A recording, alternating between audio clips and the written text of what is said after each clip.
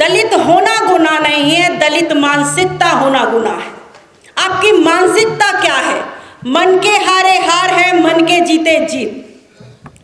हम क्या मानते हैं? बाबा साहब अम्बेडकर कभी अपने आप को दलित या वो नहीं मानते थे। उन्होंने उस परिधि को लांघ दिया, उस परिधि को पार कर दिया जब पूरे विश्व में वो फादर ऑफ नॉलेज जाने लगे।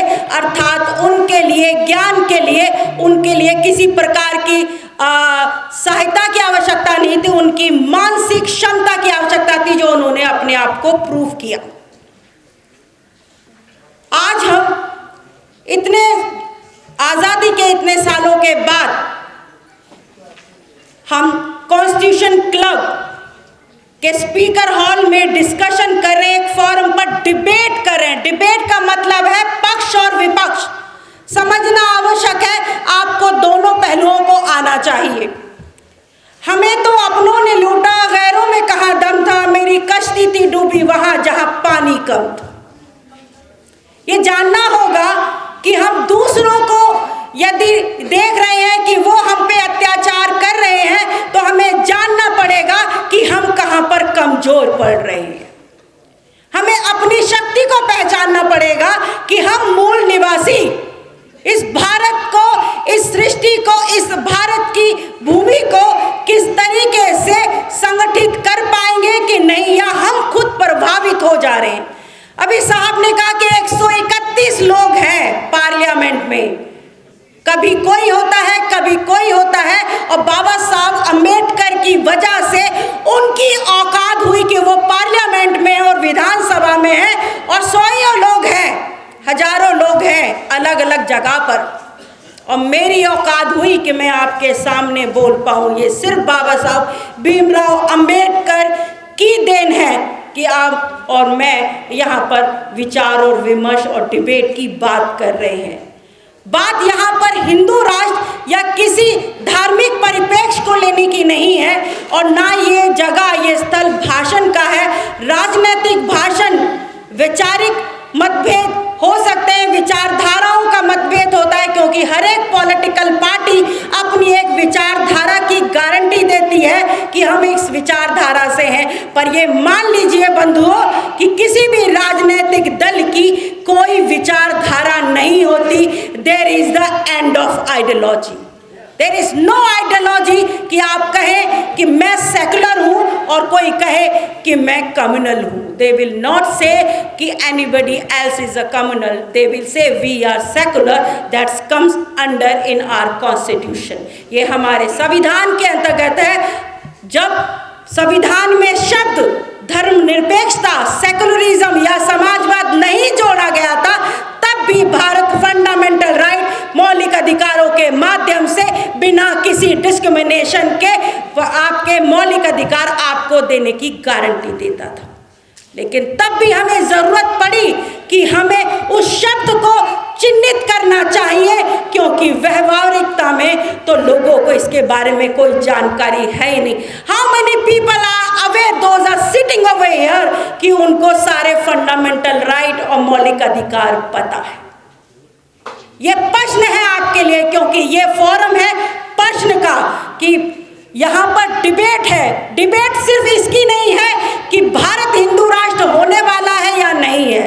डिबेट इस बात की है कि क्या आपके अंदर अपने अस्तित्व को जानने की जिज्ञासा है या नहीं है, या आप आगे जाकर इसके संदर्भ में संघर्ष कर पाएंगे कि नहीं कर पाएंगे। इतिहास उनको याद नहीं करता जो सफल होते हैं, इतिहास उनको याद करता है जो संघर्ष करते हैं। बाबा साहब अम्बेडकर ने शिक्षा, संगठन और संघर्ष की बात जो की है, वो समझने की जरूरत है। बाबा साहब ने कभी नहीं कहा कि तुम मुझे मानो। बाबा साहब ने भगवान गौतम बुद्ध, जिन्हें हम भगवान कहते हैं, भगवान का शब्द का उसका अर्थ समझिए। उन्होंने कहा भगवान, भा से भूमि, गा से गगन, आ से अग्नि, वा से वायु और ना से नीर। अर्थात ये प्रकृति, ये सृष्टि, और सृष्टि प्रकृति आप में भी है, मुझ में भी है, हम सब में प्रकृति है। तो कोई भगवान ऐसा कोई नहीं है। वो श्रेष्ठ मनुष्य हो सकते हैं, मानव सभ्यता के लिए कार्य करते हैं, ऐसे महापुरुषों को हम भगवान कहना चाहें तो भगवान कहें, तो हमारे लिए हमारा भगवान बाबा साहब भीमराव अंबेडकर है। हम इसको धर्म से नहीं आंकते। हिंदू एक संस्कृति, एक सभ्यता अपने तरीके की है। आप हम सब लोग जिस परिभूमि पर रहते हैं वहाँ पर हम सब लोग एक सभ्यता संस्कृति को अपने जीवन में उतारते हैं, चाहे वो राज्य के स्तर पर हो, समाज के स्तर पर हो, या फिर अपनी क्षेत्रीय ढांचे के स्वरूप में हो। हिंदू शब्द के अंतर्गत जाना कि राष्ट्र हिंदू हो जाएगा या नहीं हो जाएगा, वो अगर होगा तो वो संविधान के माध्यम से ही होगा, अन्यथा नहीं होगा। कोई आपसे मनवा नहीं सकता यदि आप ना माने, क्योंकि आपके पास संविधान है।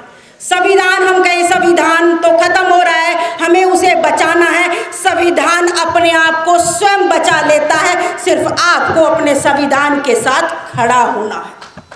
आपकी क्या औकात है कि आप संविधान को बचाएंगे? संविधान अपने आप को बचाएगा। बाबा साहब भीमराव अंबेडकर की एक बात शायद सभी लोग परिचित भी होंगे और जानते भी होंगे। बाबा साहब अंबेडकर की किताबों को किसी ने लिखी, उस पर मत जाना। बाबा साहब भीमराव अंबेडकर ने जो स्वयं ने किताब लिखी उसको जरूर पढ़ना, अपने बच्चों को उसको जरूर पढ़ाना, अपने युवाओं को, जो युवा, मैं खासकर यूनिवर्सिटी में पढ़ाती हूँ और युवाओं से रूबरू होती हूँ ज़्यादातर। ये जैसे कहा जाए, मुझे लगता है कि आप सब लोग जो रिटायर हो गए या आप दिशा निर्देशक हो सकते हैं, पर मेरी चिंता मेरा युवा भारत है, मेरा भविष्य भारत है। हम उस भविष्य भारत को किस तरफ लेकर जा रहे हैं? क्या हम उन्हें सिर्फ झंडे पकड़ाने का काम कर रहे हैं, या हम उनको कलम उठाकर भी एक हाथ में तलवार और एक हाथ में कलम पकड़ाएं और कहें कि अपनी कलम की ताकत से आगे बढ़ो, किसी के आगे मत झुको, स्वाभिमान अपने सबसे प्रथम रखो। आप स्वाभिमान के आगे कभी भी समझौता मत करो, और यदि आए तो आंदोलन को क्रांति में तब्दील कर दो, उससे भी पीछे मत हटो। आपको ये अभी इस समय बहुत सारी एट्रोसिटीज और जिसे कहा जाए हमारे वंचित समाज के साथ, भाई अत्याचार तो उस पे होता है ना, वो कई तरीके से कमजोर होता है, और सबसे बड़ी कमजोरी तो हमारी आर्थिक कमजोरी है, हमारी डिपेंडेंसी है, हमारी निर्भरता है कि हम कितने निर्भर हैं। तो हमें अपने युवाओं को स्वावलंबी बनाने पर ध्यान देना होगा। सरकारी नौकरियां इतनी नहीं, हम ये कहते रहे, राजनीतिक मुद्दा बनाते रहे कि सरकारों ने नौकरी 2 करोड़ नौकरी, मान लीजिए कि 2 करोड़ नौकरी का वादा किया, 2 करोड़ नौकरी भी मिल जाती है, आपको कितना % मिलेगी? 2 करोड़ नौकरी में ये नहीं कहा गया कि सारी 2 करोड़ एससी को मिलेगी, आपको सिर्फ 7% नौकरी मिलेगी। आपको 100 में से सिर्फ 7 नौकरी मिलेगी, 8 नौकरी मिलेगी, ज़्यादा से ज़्यादा 15 नौकरी मिलेगी। लेकिन आपको स्वावलंबी होने के लिए आत्मनिर्भर होना पड़ेगा, ये जान लीजिए, स्वाभिमान के साथ बढ़ना होगा। और जब तक आप एक दूसरे का हाथ, बाबा साहब ने कहा there is need of the classless society. आप लोग कास्ट पे बात कर रहे हो, कास्ट को समाप्त पहले अपने अंदर से करो। बहुजन समाज जितना है उसके अंदर बाबा साहब ने तो लिस्ट में, एससी लिस्ट में 1028 जातियों के बारे में बात की। आपको क्या लगता है सिर्फ 1028 जातियां हैं? नहीं, हजारों जातियां हैं, और हम लोग उन जातियों के अंतर्गत बटे हुए हैं। हमें कहते ना, हमें तो अपने नो लूटा गैरों में कहा, तो मैंने अभी बताया कि हमें अपनों के बीच में सामंजस्य बिठाना पड़ेगा। बाबा साहब बंधुता की बात करते हैं, समानता की बात करते हैं, बंधुता को समझना पड़ेगा, भाईचारे को समझना पड़ेगा। जाति से पहले सिर्फ अपने, ये मेरे समाज से एससी है, बस इसको समझना पड़ेगा, तब जाकर आप एक साथ खड़े होंगे, कहेंगे वाल्मीकि इसके साथ हो रहा है, मैं तो इससे बड़ा हूँ, तो कुछ नहीं होगा। ये जाटव है तो ये तो जरा अलग है, मैं कुछ और हूँ तो ये इससे कुछ नहीं होगा। हमको बिना उसकी जाति के अपने संबंधों को एक दूसरे के साथ जोड़ना पड़ेगा। हम कहते हैं ना रोटी बेटी का रिश्ता, हमें क्यों ही अपनी बेटी ब्राह्मण को देनी है? पहले हम आपस में तो एक दूसरे के रिश्तेदार बन जाएं। जब हम आपस में एक दूसरे के रिश्तेदार नहीं बनेंगे, धी देते हैं, तो उसके प्रति हमारा समर्पण हो जाए, दूल्हा भाई हो जाता है, सम्माननीय हो जाते हैं। लेकिन आप ये जान लीजिए कि हमारी अपनी खुद की जातियों के अंदर भी ऊंच और नीच है कि नहीं? मैं झूठ बोल रही हूँ, बताइए, है कि नहीं है? हम प्रताड़ित हैं अपने लोगों से, और हमारे प्रति कौन रिस्पॉन्सिबल होगा? जो लोग अभी पदासीन हैं। संजीव जी सर जैसे लोग कितने हैं? 4-5 लोगों से, हम लोगों से क्या ही होगा बताइए? जब तक आप सब लोगों की भीड़ हमारे पीछे नहीं होगी, हम नहीं, ये फोरम राजनीतिक नहीं हो, ना मैं राजनीतिक परिप्रेक्ष्य रखूंगी, क्योंकि सर भी पॉलिटिकली आइडियोलॉजी के अकॉर्डिंगली अपने वक्तव्य देंगे। Definitely you are bounded with that.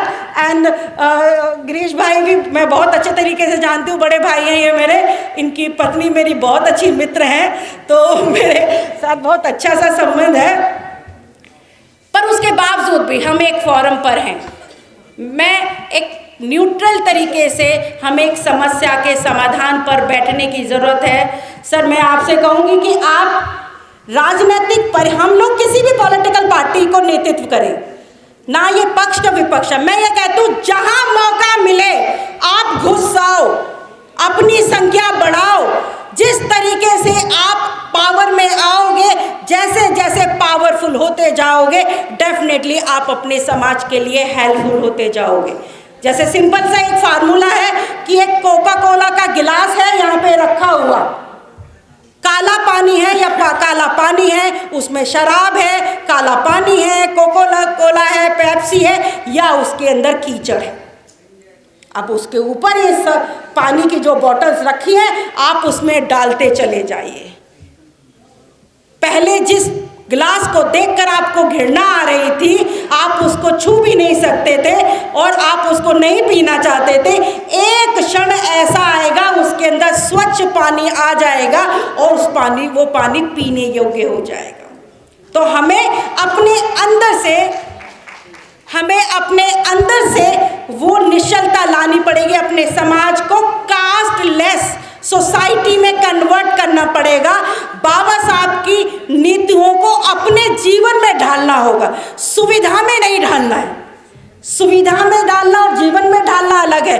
सुविधा में मतलब जहां आवश्यकता हुई जय भीम कर लिया, जरूरत हुई तो बाबा साहब को याद कर लिया, और जब आवश्यकता नहीं हुई तो अपने आप को उस परिस्थिति में एडजस्ट कर लिया। आपको उससे बाहर निकलना पड़ेगा। अपने युवाओं, अपने बच्चों की शिक्षा पर ध्यान ज़्यादा देना होगा। उनको स्कूल और कॉलेज के लिए मैं ऐसा मानती हूँ, ये मेरा प्रैक्टिकल है, बिकॉज मैं सोशल एक्टिविस्ट हूँ, तो मैं हमेशा यही चीज़ कहती हूँ कि एक बच्चे की जिम्मेदारी उस परिवार की जिम्मेदारी नहीं होनी चाहिए, उस समाज की जिम्मेदारी होनी चाहिए।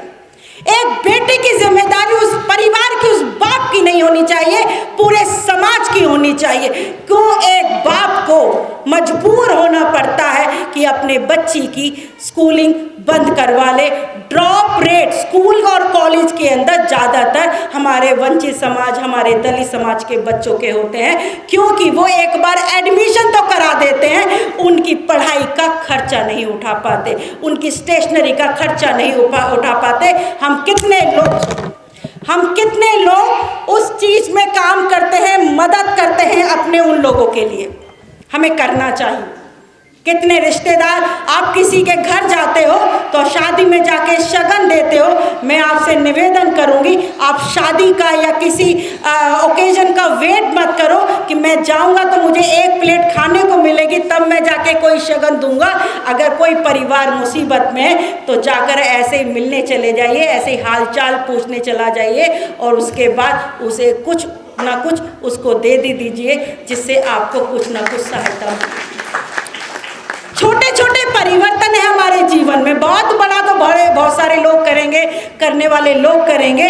हमें अपने जीवन के अंदर व्यवहारिकता में कुछ लोग करेंगे, कुछ व्यवहारिकता में कुछ काम करेंगे, तो संभवतः राष्ट्र कुछ भी है ना, राष्ट्र का कोई नाम होता है, ना राष्ट्र की ना कोई जात होती है, और ना राष्ट्र का कोई धर्म होता है। राष्ट्र उसमें रहने वाले लोगों से बनता है। राष्ट्र क्या है, राज्य क्या है? अगर राज्य की परिभाषा है तो limited territory, limited population, population have a government, government should be sovereign that called the state. निश्चित जनसंख्या, जनसंख्या एक निश्चित भूभाग पे रहती है, और जो निश्चित भूभाग की अपनी एक सरकार होती है, और सरकार भी संविधान मतलब सॉवरेन होती है, वैध होती है, उसको हम राज्य कहते हैं। और इस राज्य को समझना होगा कि वो उस राज्य के अंदर जो रहने वाले लोग हैं वो क्या हैं और क्या व्यवहारिकता में है। परसेंटेज की बात करते हैं, हम कहते हैं हम मूल निवासी हैं, हम सबसे ज़्यादा हैं, हम मास हैं। मैंने तो ऐसा सुना है कि मॉब लिंचिंग होती है तो उस पर कोई केस नहीं है। तो आप लोग कानून के जानकार लोग हैं कि मॉब लिंचिंग पे तो क्या ही केस बनाए, कितनों को डाले कितना नहीं। तो आप तो मॉब हो, फिर क्यों प्रताड़ित हो? कहीं पे घटनाक्रम हो रहा है, थोड़ा डर अपने अंदर से निकाल लीजिए।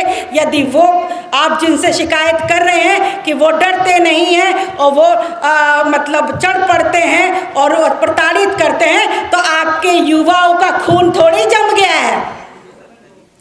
इतनी ठंड नहीं हो रही है, अपने खून को खौलाइए, दर्द को महसूस कीजिए। उसका दर्द भी जब मेरा दर्द बन जाएगा तो विश्वास कीजिए कोई धर्म की बात नहीं है। धर्म आपका अपना धर्म क्या, धर्म इज अ रिस्पॉन्सिबिलिटी, धर्म रिलीजन नहीं है। आप धर्म को सिर्फ रिलीजन के रूप में जानते हैं, उसको पहचानते हैं, उसको मतलब पॉपुलर करते हैं।